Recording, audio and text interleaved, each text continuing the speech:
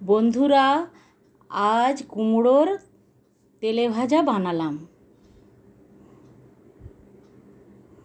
গরম ভাতের সঙ্গে বা গরম চায়ের সঙ্গে খুবই ভালো লাগে, মুড়ির সঙ্গেও খুবই ভালো লাগে। প্রথমে কুমড়োকে ধুয়ে পাতলা পাতলা করে কেটে রাখলাম।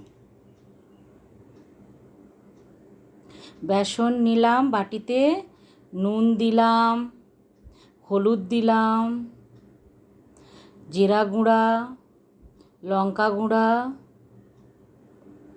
আর সামান্য খাওয়া সোডা দিলাম।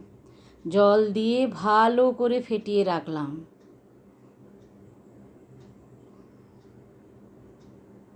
এবার কুমড়োতে নুন দিয়ে মাখিয়ে বেসনে ডুবিয়ে গরম তেলে ভেজে নিলাম।